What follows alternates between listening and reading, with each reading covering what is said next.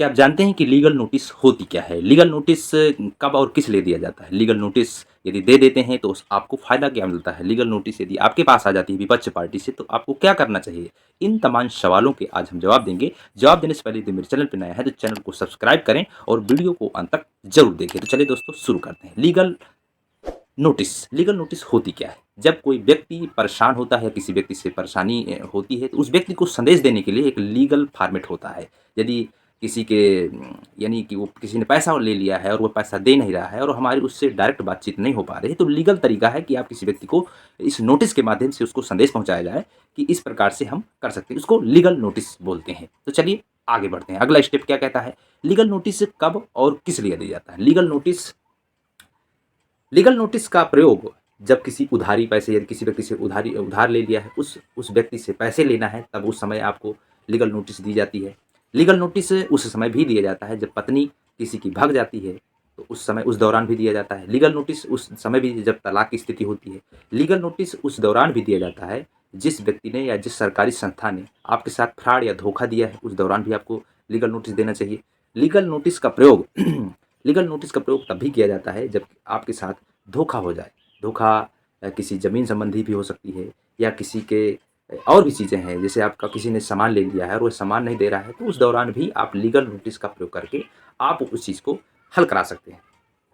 इस प्रकार से आप इन तरीकों के लिए आप लीगल नोटिस का प्रयोग कर सकते हैं और ये इनको करना भी चाहिए, लोगों को करना चाहिए। इससे आपको आसानी और आपको बिना मुकदमा लड़े आपके चीज़ों को आपका सॉल्व हो जाता है, समस्या आपकी सॉल्व हो जाती है। अब अगले स्टेप पे बात करें कि आपको लीगल नोटिस देने के बाद आपको फ़ायदा क्या मिलता है? लीगल नोटिस देने के फ़ायदे ये हैं कि 90% जो मामले होते हैं, जिस मैटर पे व्यक्ति लीगल नोटिस भेजता है, तो वहीं वो ऑन द स्पॉट 90% आपके मामले हल हो जाते हैं।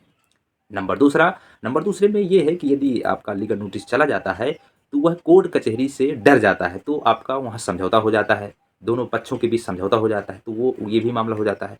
नंबर तीसरा, यदि ऐसा नहीं होता है, तो वो जो है, जो व्यक्ति को नोटिस दी गई है, तो वह आपको आपके जो पैसे लिए हैं, वह आपको दे भी देता है।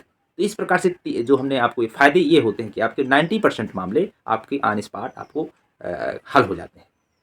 अब जानते हैं कि यदि विपक्ष पार्टी से आपको मिल जाता है तो आपको क्या करना चाहिए? आपको ये करना चाहिए कि आपको सर्वप्रथम उस नोटिस को किसी अच्छे आपके एडवोकेट के ज़रिए आपको उसको दिखाना चाहिए कि उसमें क्या-क्या पॉइंट्स हैं। उन पॉइंटों को लॉयर आपका जो पढ़ेगा, एडवोकेट पढ़ेगा, उसके विषय में अध्ययन करेगा। इसके बाद आपको एक उपचार बताएगा, जो आपको समस्या है उसके विषय में वो उपचार बताएगा। इसके बाद आपको जवाब देना चाहिए उस मैटर के विषय में। आपके वकील के माध्यम से आपको जवाब देना चाहिए उस व्यक्ति को। चलिए अगले स्टेप करते हैं। लीगल नोटिस यदि आपको मिलती है तो क्या आपको उसके साथ क्या करना चाहिए? उसको रखना चाहिए या उसके विषय में जवाब देना चाहिए या नहीं देना चाहिए? बिल्कुल देना चाहिए, जवाब देना चाहिए। जवाब देने से ही चीज़ें क्लियर होती हैं। यदि जवाब नहीं देंगे तो आपके खिलाफ वो एक्शन ले सकता है, मुकदमेबाजी वो लड़ सकता है, मुकदमा कायम कर सकता है। यदि आपने लीगल नोटिस का जवाब नहीं दिया तो वह मुकदमा कायम करेगा, निश्चित तौर पे करेगा, क्योंकि तभी तो आपको लीगल नोटिस दी गई है।